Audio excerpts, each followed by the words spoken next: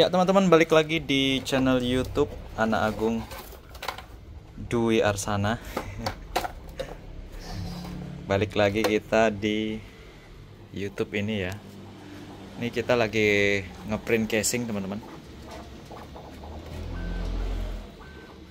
Nah sekarang kita akan bahas TV lagi ya. Oke. Jadi di sini saya punya TV. Jadi ini teman-teman ya, TV-nya ukuran 22 kalau nggak salah nih ya. Coba kita lihat lagi. Tipe panelnya kayaknya ini 22 deh.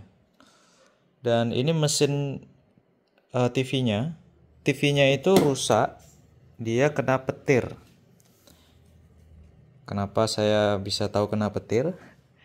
Karena dibilangnya pas hujan-hujan gitu ya, pas hujan deras di rumah gitu, terus tiba-tiba aja ada kilatan petir gitu ya. Ini banyak sekali ada iklan-iklan.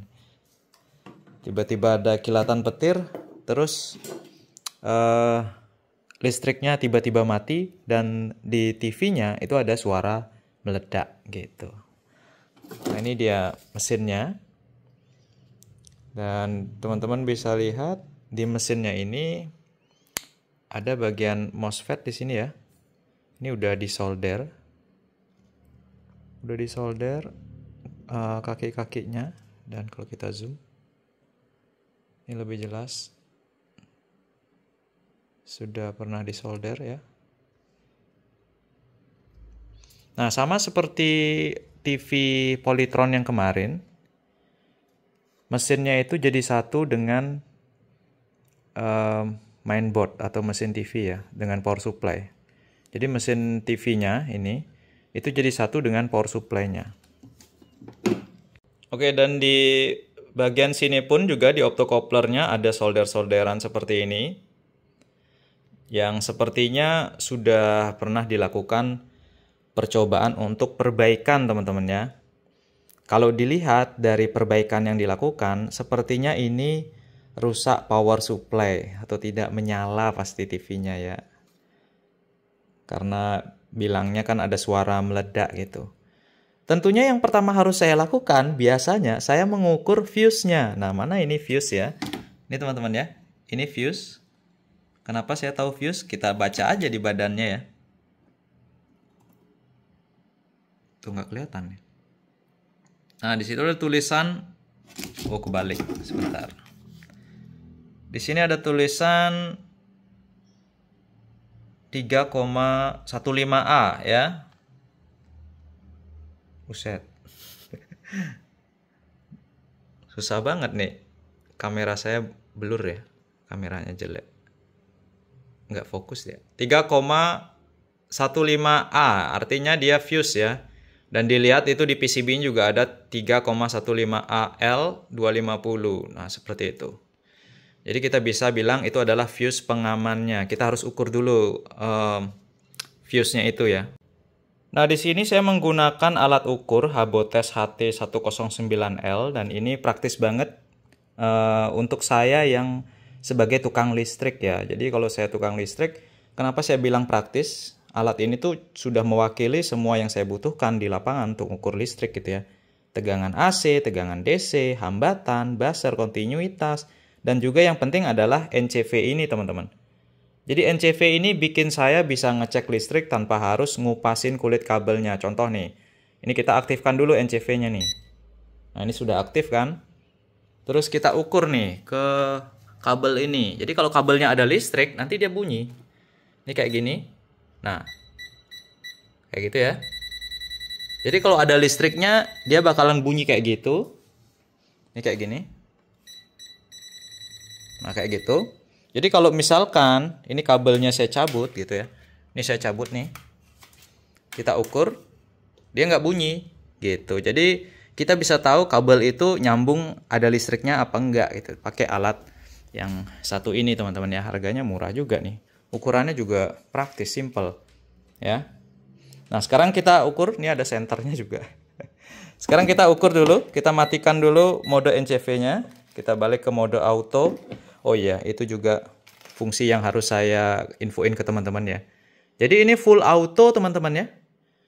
Tidak ada selektor untuk tegangan AC, DC, semuanya full auto. Jadi teman-teman nggak usah takut salah pilih nanti meledak, avometernya nggak usah takut. Ini anti meledak ya. Jadi dia yang sendirinya milih selektor switchnya tegangannya. Ini kita balik dulu boardnya. Wow, ternyata teman-teman bener ya. Saya baru ngeliat. Ternyata fuse-nya di jumper. Jadi saya nggak usah ngecek lagi ya, fuse-nya pasti putus ini karena sudah di jumper. Dan bener aja, pantesan dibilang meledak ya. Jadi banyak ada masalah. Nah jadi blok power supply di sini sudah pasti saya katakan ini rusak ya. Jadi kalau kita gunting ini PCB-nya, kita buang ini masih bisa dipakai kemungkinan ya. Nah, bagian mana di bagian power supply ini yang harus kita ganti? Nah, itu kan pasti memakan waktu yang cukup lama, teman-teman, karena kita harus ukur komponennya yang mana aja yang rusak. MOSFET-nya bisa jebol. Terus ini optocoupler yang diganti-ganti ini bisa jadi juga kan. Fuse sudah pasti jebol. Terus dioda kiprok di sini, dioda bridge-nya harus kita cek juga. Terus driver PWM-nya di sini. Ini juga bisa jadi rusak juga ini. Banyak lah pokoknya. Nah sekarang saya akan tunjukin gimana caranya kalau teman-teman punya TV seperti ini, ngidupin TV-nya kembali, tapi nggak mau ribet dengan komponen mana nih yang mati gitu ya. Komponen mana nih yang teman-teman harus ganti gitu. Ada cara yang sangat tidak direkomendasi, tapi teman-teman bisa coba ya. Ini kita pasang dulu teman-teman. Ini kita rakit dulu lagi. Oh ya, sebelum lanjut teman-teman, ini TV-nya merek Changhong ya. Mereknya Changhong. Tapi rasa-rasanya kalau merek Polytron juga kadang ada yang seperti ini. Mirip seperti video saya yang kemarin. Mesinnya jadi satu. Dan mesinnya pun juga struktur komponennya dan ya bentuknya mirip-mirip kayak gitu. Jadi menurut saya kayaknya ini satu mesin untuk banyak brand gitu ya. Di flash mungkin tulisannya diganti gitu bisa jadi. Mungkin ada teman-teman yang tahu tentang itu bisa ikutan komen.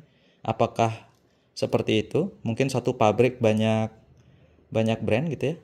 Nah setelah dirakit ini ya, kabel, terus kabel lampu backlight. Sekarang yang perlu disiapkan adalah sebentar saya ambil dulu ini. Nah ini teman-teman ya. Yang perlu teman-teman siapkan adalah adaptor ya. Ini adaptor. Ini kalau nggak salah belinya berapa ya? Kayak 25.000 atau 30.000 ya. Di sini saya menggunakan adaptor 12 volt 3 ampere teman-teman. Seperti ini ya. Kalau dibandingkan ukurannya sudah pasti beda ya. Tapi teman-teman harus percaya dengan menambahkan adaptor satu ini aja, itu TV teman-teman bisa nyala normal kembali teman-teman. Beneran. Ini coba saya lakukan dulu ya. Ini saya modif dulu dikit adaptornya ya. Nah pastinya teman-teman bertanya dong, adaptor tuh kan colokannya kayak gini ya. Nih kayak gini kan. Sedangkan TV ini kan sebelumnya dia colokannya ke listrik gitu, ke colokan listrik gitu. Ini nyolok di mana nih gitu kan? Ini kan nggak mungkin kita colokin ke colokan listrik di sini. Nah, di sini kan pasang netral L dan N gitu.